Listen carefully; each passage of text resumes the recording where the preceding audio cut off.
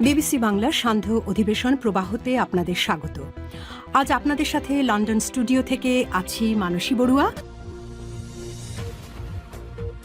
বাংলাদেশের সর্বশেষ গুরুত্বপূর্ণ আপডেট সংবাদে আপনাকে স্বাগত। শুরুতেই সংবাদ শিরোনাম, পরে বিস্তারিত। প্রথমেই জানাবো আমাদের হাতে থাকা সর্বশেষ গুরুত্বপূর্ণ সবথেকে তাজা আপডেট সংবাদ। ধানের শীষে শরিকদের জয়ের বাধা বিএনপির স্বতন্ত্ররা। ত্রয়োদশ জাতীয় সংসদ নির্বাচনে সমঝোতার ভিত্তিতে শরিকদের জন্য 17টি আসন ছেড়ে দিয়েছে বিএনপি। তাদের মধ্যে ধানের শীষ প্রতীকে ভোট করছেন ফ্যাসিবাদ বিরোধী যুগপৎ আন্দোলনে 7 শীর্ষ নেতা। তবে ধানের শীষ না পেয়ে এর মধ্যে 5 আসনেই বিদ্রোহী বা স্বতন্ত্র প্রার্থী হিসেবে নির্বাচনের মাঠে রয়েছে বিএনপির নেতারা।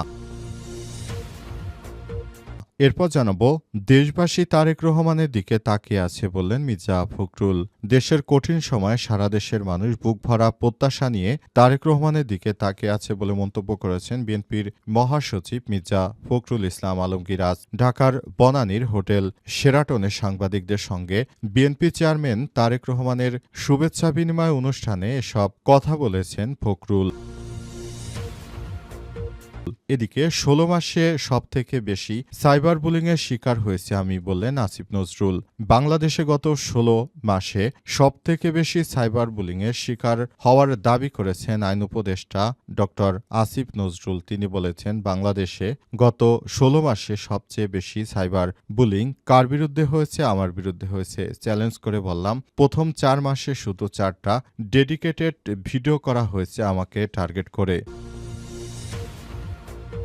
এবারে জানাবো, বিক্ষোভে উত্তাল ইরানে নিহত অর্ধশতাধিক। ইরানে চলমান দেশব্যাপী বিক্ষোভে এখন পর্যন্ত 51 জন নিহতের সর্বশেষ খবর পাওয়া গেছে। তবে অনেকেই বলছে নিহতের সংখ্যা 100 ছাড়িয়ে গেছে।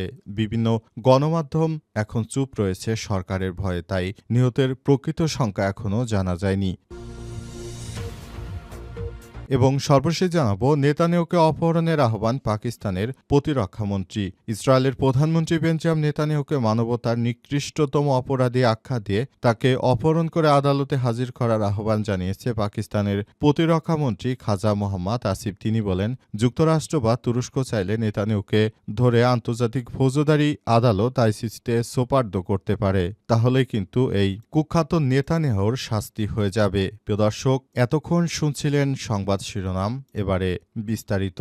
তবে তার আগে বন্ধুরা, অনুরোধ থাকবে এই সংবাদটিতে একটি লাইক দিন। এই চ্যানেলে আপনি নতুন হয়ে থাকলে আমাদের সংবাদটি দেখতে দেখতে চ্যানেলটি সাবস্ক্রাইব করে রাখুন। কমেন্ট করে বন্ধুরা আপনার মূল্যবান মতামত জানিয়ে দিন আপনি বিশ্বের কোন দেশ থেকে বা বাংলাদেশের কোন স্থান থেকে আমাদের সংবাদটি দেখছেন এবং শুনছেন। আর বন্ধুরা, সংবাদটি আপনার সোশ্যাল মিডিয়া ফেসবুকে শেয়ার করে বন্ধুদেরও দেখার সুযোগ করে দিন।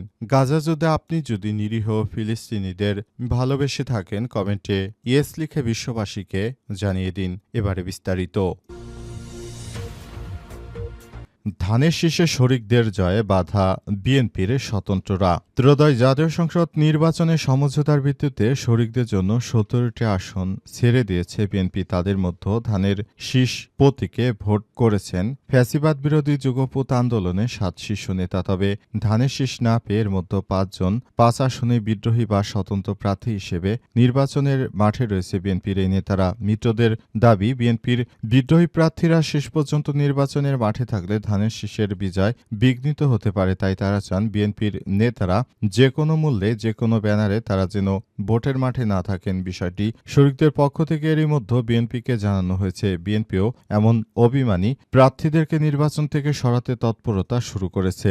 সাংগঠনিক ব্যবস্থার পাশাপাশি তাদের বুঝে আগামী জাতীয় সংসদ নির্বাচনে তাদেরকে ওই আসনগুলো থেকে সরিয়ে দেওয়ার চেষ্টা করছে বিএনপির নেতৃত্বাধীন জোট। বিএনপির পক্ষ থেকে আরও বলা হয়েছে যে, তোমরা সরে যাও, তা না হলে আমরা যাদেরকে মনোনয়ন দিয়েছি তারা যদি জিততে না পারে, এই ক্ষেত্রে আমরা বড় ধরনের সমস্যায় পড়তে পারি। সুতরাং সবাইকে বলতে চাই, যাদেরকে মনোনয়ন দেওয়া হয়নি তারা যেন সরে দাঁড়ায়, তা না হলে বিষয়টি অন্যদিকে চলে যেতে পারে এবং সেজন্য সবাইকে নিয়ে কাজ করতে হবে। ইতিমধ্যেই বিএনপির পক্ষ থেকে বলা হয়েছে যেন এসব বিষয় খুবই গুরুত্ব সহকারে দেখা হয় এবং এসব আসনে যেন বিদ্রোহী প্রার্থীরা না দাঁড়ায় সে বিষয়টি দেখতে হবে। দেশবাসী তারেক রহমানের দিকে তাকিয়ে আছে বললেন মির্জা ফখরুল। দেশের কঠিনতম সময় সারা দেশের মানুষ বুকভরা প্রত্যাশা নিয়ে তারেক রহমানের দিকে তাকিয়ে আছে বলে মন্তব্য করেছেন বিএনপির মহাসচিব মির্জা ফখরুল ইসলাম আলমগীর। আজ ঢাকার বনানীর হোটেল শেরাটনে সাংবাদিকদের সঙ্গে বিএনপির চেয়ারপারসন তারেক রহমানের শুভেচ্ছা বিনিময় অনুষ্ঠানে স্বাগত বক্তব্যে এই মন্তব্য করেছেন তিনি। মির্জা ফখরুল বলেছেন, আজ একটি কঠিন সময় আমাদের নেতা তারেক রহমান বিদেশ থেকে দেশে ফিরেছেন। সারা দেশের মানুষ বুকভরা প্রত্যাশা নিয়ে তার দিকে তাকিয়ে আছে। তিনি ইতিমধ্যেই দূর থেকে জাতির সামনে যে বার্তা দিয়েছেন তাতে গোটা জাতি নতুন করে আশাবাদী হয়েছে। মানুষের এই আশাবাদ এবার সত্যিকারের অর্থেই একটি উদারপন্থী ও গণতান্ত্রিক ব্যবস্থা দেশে প্রতিষ্ঠার সুযোগ তৈরি করে দেবে। বক্তব্যের শুরুতে বিএনপির মহাসচিব আরও বলেছেন, দলের চেয়ারপারসন মরহুমা বেগম খালেদা জিয়ার প্রতি শ্রদ্ধা নিবেদন করেন। পাশাপাশি তিনি ৭১-এ বীর মুক্তিযোদ্ধা এবং ২০২৪ সালের ছাত্র গণ অভ্যুত্থানে শহীদদের স্মরণ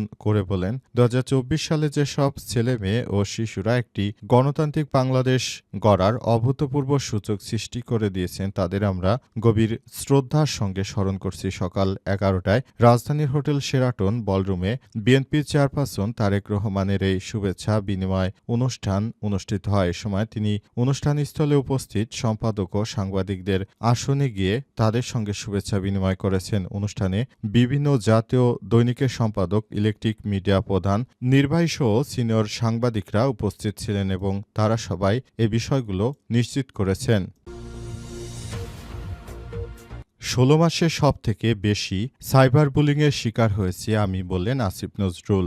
বাংলাদেশে গত ১৬ মাসে সবথেকে বেশি সাইবার বুলিংয়ের শিকার হওয়ার দাবি করেছেন আইন উপদেষ্টা ড আসিফ নজরুল। তিনি বলেছেন, গত ১৬ মাসে সবথেকে আমি সাইবার বুলিংয়ের শিকার হয়েছি। এমন কোনো জায়গা নেই যেখান থেকে আমার দোষ না ধরা হয়েছে। প্রতিটি জায়গা থেকে তারা আমাকে দোষী সাব্যস্ত করেছে, আমার বিরুদ্ধে নানাবিধ কার্যক্রম চালানোর সিদ্ধান্ত গ্রহণ করেছে। বিশেষ করে প্রবাসী একজন রয়েছে, অর্থাৎ সাংবাদিক ইলিয়াসের কথা তিনি তুলে ধরেছেন। তিনি বলেন, যারা প্রবাসে রয়েছে তারা সবথেকে বেশি আমার বিরুদ্ধে অপপ্রচার চালিয়েছে। আমি বাংলাদেশের জন্য অনেক কাজ করার চেষ্টা করেছি, কিন্তু তারা আমাকে নানাভাবে হ্যারাসমেন্ট করার চেষ্টা করেছে। এছাড়াও যখন আমি আওয়ামী স্বৈরাচারের দোসরদের বিরুদ্ধে কথা বলেছি তখন থেকে আওয়ামী লীগের একটি পক্ষ আমার বিরুদ্ধে কাজ করছে।